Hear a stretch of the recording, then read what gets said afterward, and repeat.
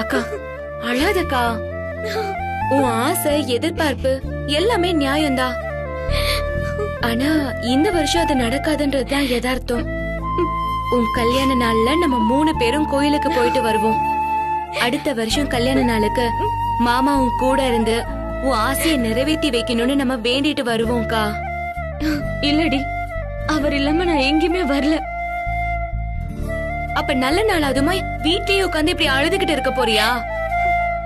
கோயிலுக்கு போயிட்டு வந்தா உனக்கு கொஞ்சம் ரிலாக்ஸா இருக்கும், மனசுல இருக்க பாரமும் குறையும்க்கா. ப்ளீஸ். மயில, சாப்பாடு ரெடி ஆயிடுச்சு, சாப்பிட வாங்க. அக்கா வா வா போலாம். எனக்கு வேண்டாமா, நீயும் மயிலும் சாப்பிடுங்க. ஏண்டி வேணாங்கிற? எனக்கு பசிக்கலமா. இருக்கிற நிலைமையில சாப்பிடணும்னு தோணல. என்னாச்சுமா உனக்கு? ஏன் இப்படி எல்லாம் பேசிட்டு இருக்க நீ? அது இல்லம்மா. அம்மா, அக்கா இப்படிதான் ஏதாவது சொல்லும். நான் கூட்டிட்டு வரேன், நீ போமா. இவ முகமே சரியில்லையடி. இவளுக்கு என்னதான் பிரச்சனையா? பிரச்சனை எல்லாம் ஒண்ணும் இல்லம்மா. கன்சீவா இருக்கிற சமயத்துல அப்பப்ப இந்த மாதிரி தான் மூடு மாறிக்கிட்டே இருக்கும்னு டாக்டர் சொல்லிருக்காங்க.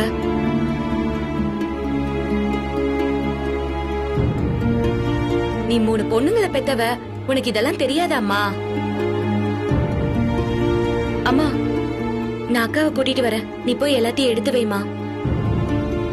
மலரு, இப்ப நீ ஒரு உசுறு இல்ல 2 உசுறு ஞாபகம் வச்சுக்கோ. உனக்கு பிடிக்குதோ இல்லையோ, பசிக்குதோ இல்லையோ, உன் பிள்ளைக்காக நீ சாப்பிட்டுதான் ஆகணும். 2 பேரும் வாங்க. சரிம்மா.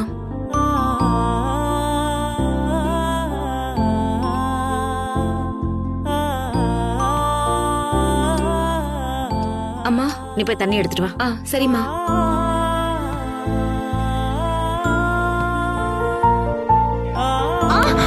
ஐயோ மலரு, என்னடி நீ? பாத்து வரவனா? நல்லா தானே நடந்து வந்த, என்னாச்சு உனக்கு திடீர்னு? புடவையில கால் தடுக்கிடுச்சுமா. மலரு, இது உனக்கு 7வது மாசம். இந்த 3 மாசத்துக்கு நீ ரொம்ப கவனமா இருக்கணும். எந்த கஷ்டமான வேலையும் செய்யக்கூடாது. மெதுவாதான் நடக்கணும். படுக்கையில இருந்து எந்திரிக்கும் போது மெதுவாதான் எந்திரிக்கணும். நீ உன் உடம்ப ரொம்ப பக்குவமா பாத்துக்கணும். அதாம்மா குழந்தைக்கு நல்லது. வா வாக்கா. பாத்து. எப்பவும் பார்த்துதாம்மா நடப்ப. வா. எனக்கு என்னாச்சுன்னே தெரியல. உட்காரு. என்னையே அறியாம தடுக்கிடுச்சுமா. இத பாரு, அப்படி தெரியாம எல்லாம் கூட நடக்க கூடாது. அந்த அளவுக்கு நீ எச்சரிக்கையா இருக்கணும். ஆமா, உன்னை டாக்டர் எத்தனாம் தேதி செக்கப்க்கு வர சொன்னாரு? 18ஆம் தேதிமா. 18ஆம் தேதினா நாளைக்குதான். அம்மா, நாளைக்கு அக்காவுக்கு கல்யாண நாளுமா. நம்ம 3 பேரும் ஒன்னா கோவிலுக்கு போலாம். நீங்க அப்படியே ஹாஸ்பிட்டலுக்கு போயிடுங்க, நான் அப்படியே டியூட்டிக்கு போயிடுறேன். அதுவும் நல்ல யோசனை தான். கல்யாண நாள் அன்னைக்கு மாப்பிள்ளையும் நம்ம கூட இருந்திருந்தா நல்லா இருந்திருக்கும். பாவம், அவர் இல்லாதது இவளுக்கு தான் கஷ்டமா இருக்கும். அம்மா, நடந்ததை நினைச்சு வருத்தப்படுறதுல அர்த்தமே இல்லம்மா. அடுத்த வருஷத்துக்குள்ள எல்லாமே சரியாயிடும்னு நம்ம சாமி கிட்ட வேண்டிப்போம். சரிம்மா, நீயும் உட்காரு, எல்லாரும் சேர்ந்து ஒன்னா சாப்பிடலாம்.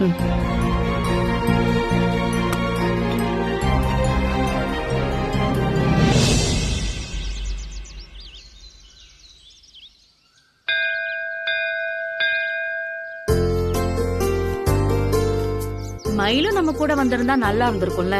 நேத்து வரேன்னு சொன்னவ இப்ப ஏதோ அவசர வேலை இருக்குன்னு சொல்லி கிளம்பி போயிட்டா.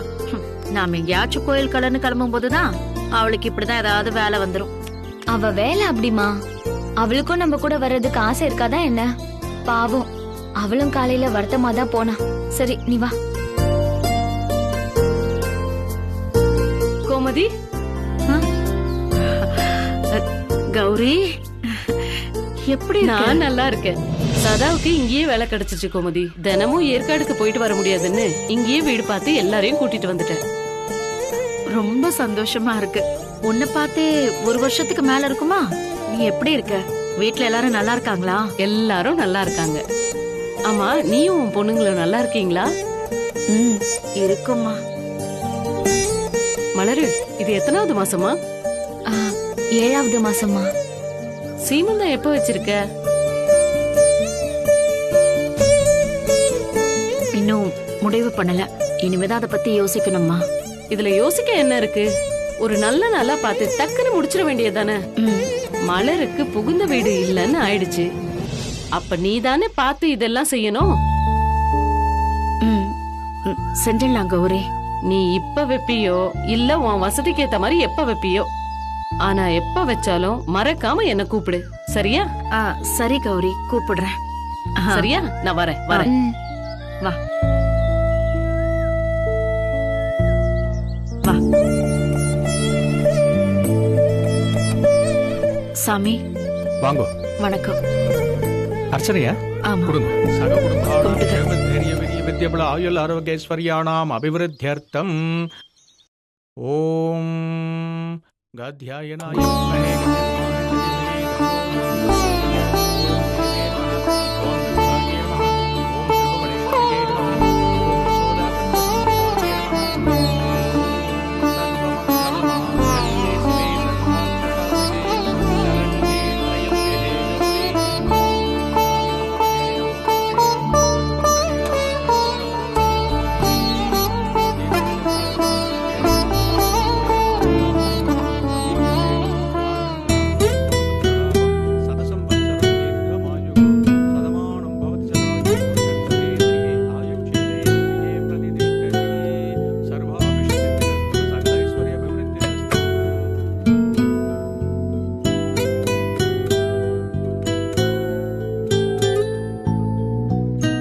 உட்கார். வா.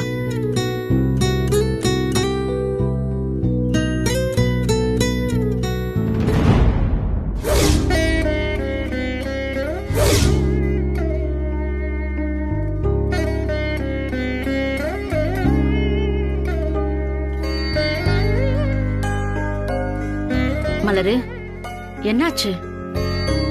உள்ள வரும்போது நல்லா தானே இருந்த. அதுக்கப்புறம் ஏன் உன் முகம் இப்படி வாடி போச்சு?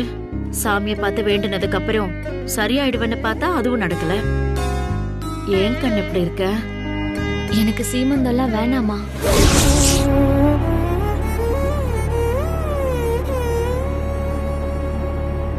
ஏண்டி இப்படி சொல்ற? செலவுக்காக யோசிக்கிறியா? முறையா செய்ய வேண்டியதை செஞ்சுதான் ஆகணும். செலவை எல்லாம் பார்த்துட்டு இருக்க கூடாது. அத மட்டும் யோசிக்கலமா. எனக்கு வளகாப்பு நடத்துறப்போ என் புருஷன் பக்கத்துல இருக்க வேணாமா?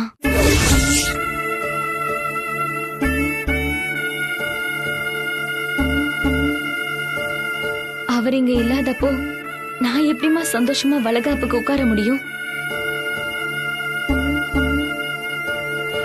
அவர் கூட இல்லங்கிற நினைப்பு தான் என்ன உறுத்திக்கிட்டே இருக்கும். இந்த விசேஷத்தை வச்சா எனக்கு சந்தோஷத்தை விட வேதனை தாம மிஞ்சும். அப்படி ஒரு விசேஷம் எதுக்குமா? உன் வளகாப்புக்கு கூட வர முடியாம உன் புருஷன் அப்படி என்ன வேலை பாக்குறாருன்னு கேள்வி கேட்பாங்க. நான் அவங்களுக்கு என்னமா பதில் சொல்றது?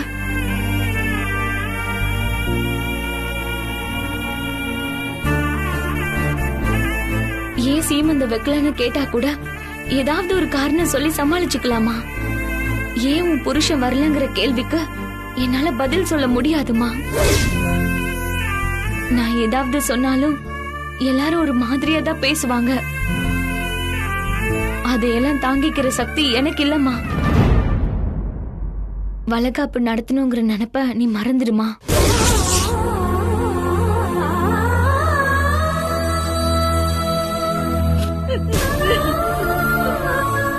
என்னாச்சுமா? நீ எதுக்கு இப்ப அழற? நான் ஏதாவது தப்பா பேசிட்டேனா? நீ பேசுறத நினைச்சு அழல. நம்ம குடும்பத்தை நினைச்சு அழற. நம்ம வாழ்க்கை நினைச்சு அழற. நம்மள பொம்பளைங்கிற ஒரே காரணத்துக்காக நம்ம எல்லாரையும் அந்த மனசு வெறுத்து ஒதுக்கிட்டாரு. அந்த கோபத்துலதான் எந்த ஆம்பளை துணையும் இல்லாம என் பொண்ணுங்களை வளர்த்து காட்டுறேன்னு நான் வைராகியமா முடிவெடுத்தேன்.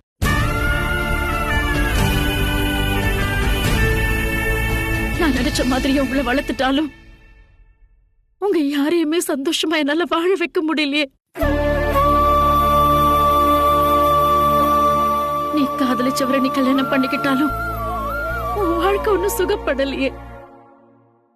செய்யக்கூடாத தப்பு செஞ்சு உன் புருஷன் ஜெயிலுக்கு போயிட்டாரு.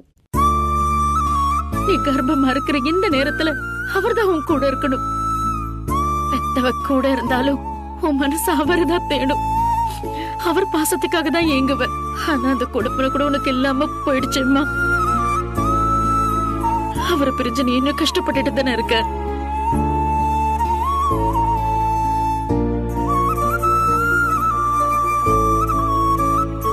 உன் வாழ்க்கைதான் இப்படின்னா கையில் போன இடமே தெரியல.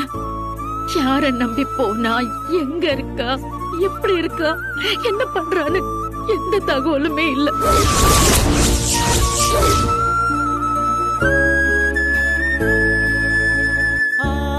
அவன் மேல எனக்கு கோவம் வருத்தெல்லாம் இருந்தாலும் அவளுக்கு என்னாச்சோங்கிற பயத்துல எனக்கு அடி வயிறு கலங்குது.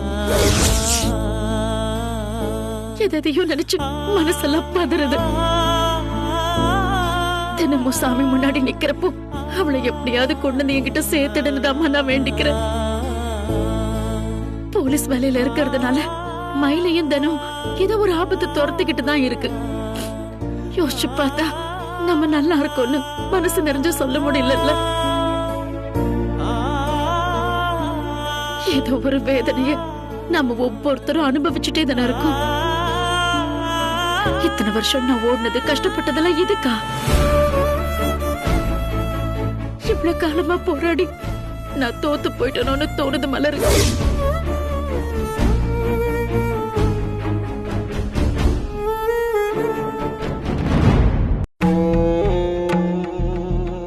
பார்த்தேன். வா.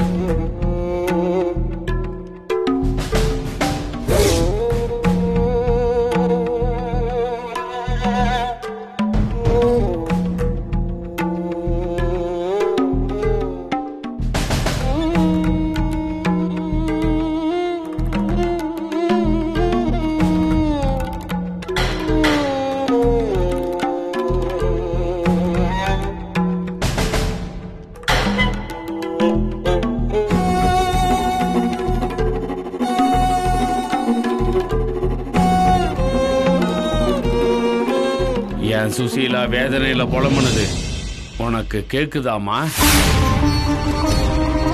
எப்படி கேட்காம இருக்கும்? உலகத்துல யாரு எந்த மூலையிலிருந்து என்ன பேசினாலும் எல்லாமே உனக்கு கேக்குமே. உன் இடத்துலயே வந்து உக்காந்து அவ புலம்பிட்டு போனா உனக்கு கேட்காம இருக்குமா என்ன? அவ கஷ்டத்தை தீக்கிறதுக்கு நீ என்ன செய்ய போறன்னு எனக்கு தெரியாது. ஆனா ஒரு புருஷனா, ஒரு அப்பனா, என் பொண்ணுங்களுக்கும் என் குடும்பத்துக்கும் நான் தான் எல்லாம் செய்ய போறேன். என் பொண்டாட்டிக்கும் என் பொண்ணுங்களுக்கும் நான் பெரிய துரோகம் பண்ணிட்டேன், பாவம் பண்ணிட்டேன், இனிமேலும் புலம்புறதுல எந்த அர்த்தமும் கிடையாது. அது முடிஞ்சு போன கதை. இறந்த காலத்தை நினைச்சு புலம்புறதை விட என் குடும்பத்தோட எதிர்காலத்தை நல்லபடியா மாத்துறது தான் சரின்னு நான் இப்பதான் புரிஞ்சுக்கிட்டேன். இனிமே என் குடும்பத்தில் இருக்கிற யாரும் வேதனைப்படக்கூடாது, கஷ்டப்படக்கூடாது, அழுகக்கூடாது. அவங்களோட சோதனை எல்லாம் இத்தோட முடியட்டும்.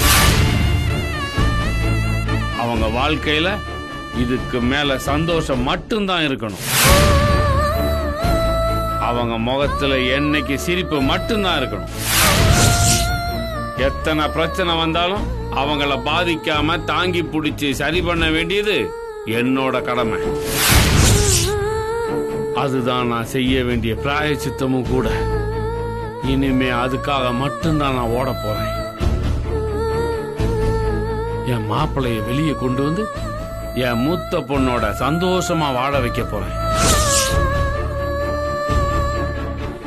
என் ரெண்டாவது பொண்ணு எங்க இருந்தாலும் தேடி கண்டுபிடிச்சு அவளை குடும்பத்தோட சேர்க்க போறேன். என் கடைசி பொண்ணு மயில IPS ஆக்கி அழகு பார்க்கணும். உன்னை சாட்சியா வச்சுட்டு சொல்றமா, இனிமே என்னோட கனவு, வாழ்க்கை, லட்சியம் எல்லாமே இது மட்டும்தான். ஒவ்வொன்னையும் நிறைவேற்றிட்டு வந்து ஒவ்வொரு திரியா நான் உனக்கு ஏத்தி வைப்பேன். உன் முன்னால இருக்கிற இந்த 5 முக விளக்கு முழுசா எரியிற வரைக்கும் நான் ஓய போறதில்ல. இது உன் மேல சத்தியம்.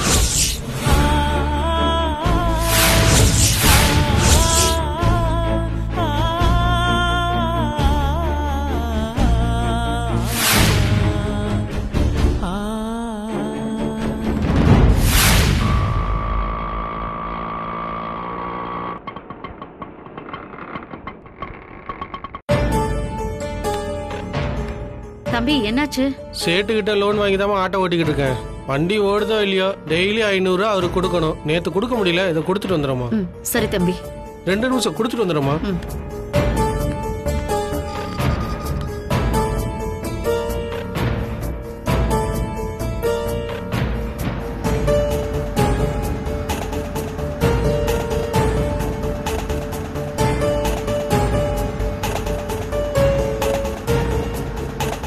தம்பி, நல்ல டீ கடையா பார்த்து நிறுத்துங்க. சரி சார்.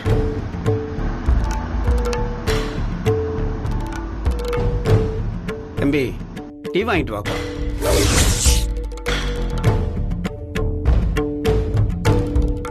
என்னப்பா பாக்குற? வயசாயிருச்சுல்ல, அடிக்கடி ஏறி இறங்க முடியல. நீ சின்ன வயசு பையன் தானே, சட்டுன்னு போய் வாங்கிட்டு வந்திருப்பா. டிரைவர் வேலை மட்டும் செய்யணுங்கிறது இல்ல, இந்த மாதிரி ஹெல்ப்பும் செய்யலாம்ப்பா. போப்பா. சரி சார்.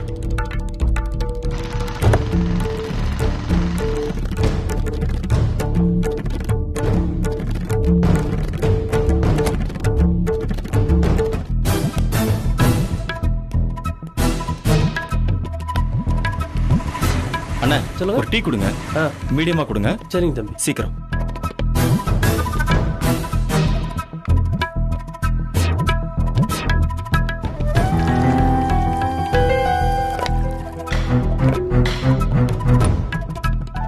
என்ன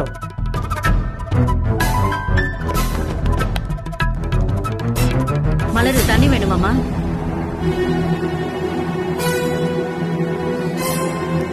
சார்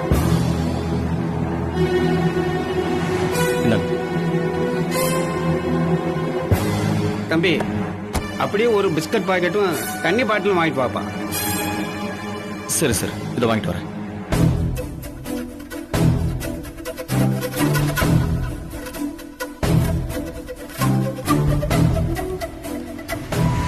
அண்ணா ஒரு பிஸ்கட் பாக்கெட்டும் வாட்டர் பாட்டிலும் கொடுங்க.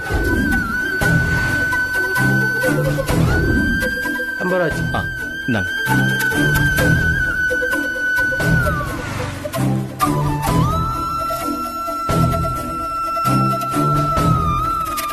இந்தாங்க சார்.